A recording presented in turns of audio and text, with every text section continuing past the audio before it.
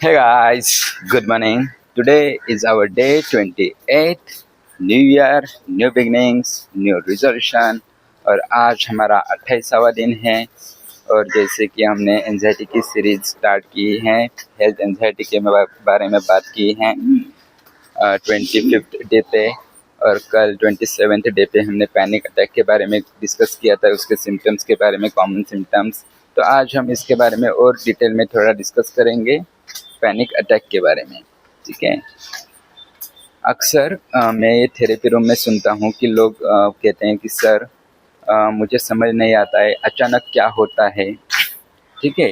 तो ये जो इंडिविजुअल, जो इंसान है जो पैनिक अटैक से सफ़र करते हैं, उनके लिए ये सिर्फ एक अटैक नहीं होता है, उनके लिए अंदर का एक तूफान होता है। क्यों? क्योंकि हमने कल सिम्टम्स देखे हैं कि बिना कोई थ्रेट या बिना कोई डेंजर माइंड बॉडी का कनेक्शन होता है। तो ब्रेन के एमिगडाला पार्ट पे अलार्म बजता है, बिना कोई थ्रेट या डेंजर फॉल्स अलार्म बजता है, जिसकी वजह से बॉडी सर्वाइवल मोड एक्टिवेट हो जाता है। ठीक है। और जिसकी वजह से फिर हार्ट बीट्स बढ़ने लगती हैं, सांसें लेने में दिक्कत आती है, चक्कर आती हैं, पसीना आता है, बॉडी में कंपन हो जाता है, और सीने में भारीपन लगता है या फिर चेस्ट में पेन होने लगता है। ठीक है। जिसकी वजह से एक स्ट्रांग फीलिंग आती है कि अभी कुछ बुरा हो जाएगा। ठीक है। तो जो भी इंसान, इंडिविजुअल इस पैनिक अटैक से सफ़र करता है, 5 to 20 मिनट्स का ये अटैक रहता है, तो इसका हर एक सेकेंड उसके लिए काफ़ी मुश्किल रहता है। मौत को छूने वाली, मौत को वो देखते हैं, ऐसी उनकी फीलिंग रहती है, वो सेंसेशंस रहते हैं, वो इमोशंस रहते हैं। तो ये काफ़ी पेनफुल रहता है उनके लिए, वो हर एक सेकेंड। ठीक है। और इसके वजह से क्या होता है, ये जो पैनिक अटैक है ये सिर्फ फिजिकल पेन नहीं देता है, तो ये इमोशनल रूप से भी और ज़्यादा दर्द देता है। क्योंकि इसके वजह से क्या होता है, इंसान इस सोच में जाता है कि ये मेरे साथ ही क्यों होता है, लोग मुझे वीक समझेंगे, मैं नॉर्मल क्यों नहीं हूँ, पब्लिक में आ गया तो। इस थॉट्स की वजह से, स्ट्रॉन्ग थॉट्स, इमोशंस और सेंसेशंस की वजह से धीरे धीरे इंसान खुद से डरने लगता है।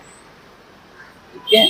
और पैनिक अटैक का सबसे क्या बोल सकते हैं, मुश्किल हिस्सा ये रहता है कि जिस इंसान को ये पैनिक अटैक आते हैं, जो सफ़र कर रहा है, उसके लिए अटैक से ज़्यादा नेक्स्ट अटैक के डर की पीड़ा रहती है, पीड़ित रहते हैं कि नेक्स्ट अटैक आ गया तो और कब आएगा। तो इस डर में वो रहते हैं, जिसकी वजह से क्या होता है, उनका बाहर जाना कम हो जाता है, अकेले रहना मुश्किल लगता है, साथ में कोई तो चाहिए अगर अटैक आ गया तो। ठीक है। क्योंकि ये जो हार्ट अटैक जैसा लगता है उनके लिए कभी कभी। ठीक है। ये सेंसेशंस इतने स्ट्रांग रहते हैं, तो ये सेंसेशंस रियल होते हैं, लेकिन माइंड में जो ओवर प्रोटेक्टिव ब्रेन जो एक्टिवेट होता है, उसके वजह से इमोशनली और ज़्यादा ये डीप में जाते हैं। ठीक है। तो ये काफ़ी मुश्किल रहता है। और फिर अकेले रहने में मुश्किल हो जाता है। ठीक है। साथ में कोई तो चाहिए, और हर एक बॉडी सेंसेशंस पर नज़र रहने लगती है। ठीक है। बॉडी में कहाँ पर कुछ पेन तो नहीं हो रहा है, फिर हर एक पार्ट पे पूरी तरह से नज़र रहती है। ठीक है। और ज़िंदगी सेफ रहने तक ही सिमट जाती है। ठीक है। और ये जो सफरिंग है, जो इंसान इसे सफ़र कर रहा है, ये ऐसे दिखते नहीं है, जो सफ़र कर रहा है उसे ये समझ में आता है। ठीक है। जिसके वजह से क्या होता है, लोग इसे समझ नहीं पाते हैं। ठीक है। तो एज अ साइकोलॉजिस्ट मैं ये बात क्लियर करना चाहता हूँ कि ये जो पैनिक अटैक है, ये कोई पागलपन नहीं है, ना ही कोई ड्रामा होता है, और ना ही हार्ट अटैक होता है, और कमजोरी तो बिल्कुल नहीं होती है। ठीक है, ये बस ओवर प्रोटेक्टिव ब्रेन का रिएक्शन होता है जो कि डेंजर को गलत समझ लेता है। ठीक है, और ये बात ये है कि ये पैनिक अटैक पूरी तरह से ट्रीटेबल है।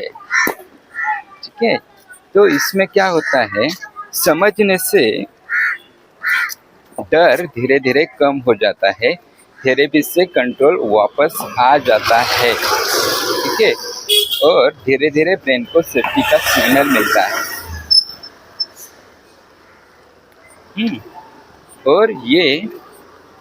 और हाँ, कि आप ब्रोकन नहीं हो, आप बस ओवरलोडेड हो।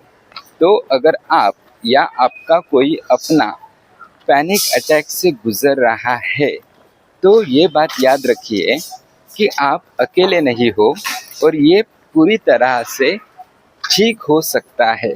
तो मदद लेना कोई कमजोरी नहीं है, ये हीलिंग की पहली स्टेप है।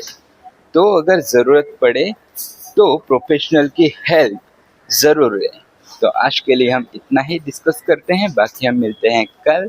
Thank you so much, bye bye, take care.